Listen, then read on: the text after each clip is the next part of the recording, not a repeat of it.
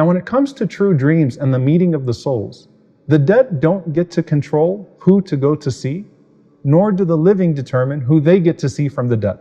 These are gifts from Allah subhanahu wa ta'ala for very specific reasons. So if you have a dead relative, don't get mad if you feel like they're visiting someone else more than you in their dreams.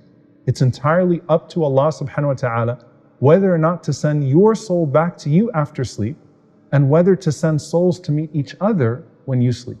So what do we see in these types of dreams where we communicate with other souls?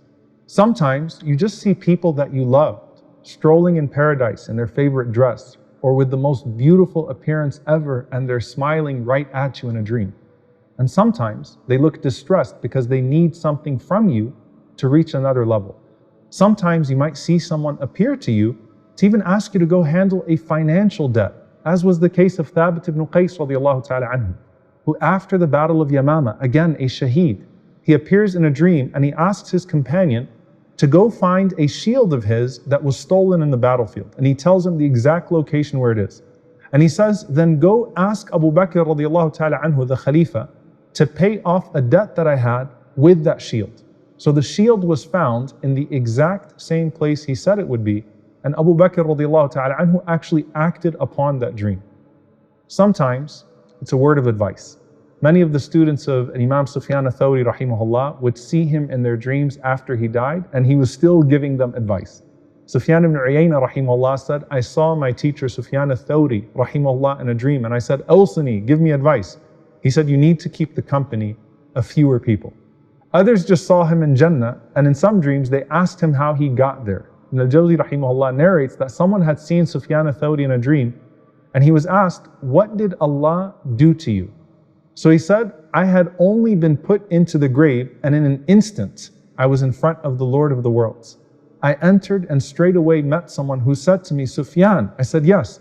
He said, do you remember a day that you preferred Allah over your desires? I said, yes.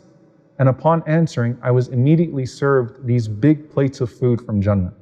Another man, Su'aid ibn al-Khims rahimahullah, said, in a dream, I just saw Sufyan al-Thawri rahimahullah flying from date palm tree to date palm tree, and the entire time he was reciting, Alhamdulillahi alladhi sadaqana wa'da. All praises be to Allah who fulfilled His promise to us.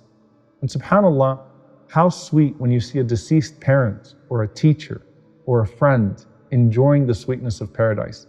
Sometimes you may even see someone telling you that your time is coming soon, and so they're actually excited about your coming arrival. All of these are possibilities, but again, you can't live in your dreams. You live life in the choices that you make when you're awake that all affect what your next stop is actually going to be. And it's important that people not turn their bad dreams into self-fulfilling prophecies, or turn their good dreams into the litmus test of righteousness. Because while we sleep, our hearts never should. But the best dream you can have, the best soul you can meet, is the best of Allah's creation, Rasulullah sallallahu alaihi wasallam. And to meet him in a dream is a truly special gift.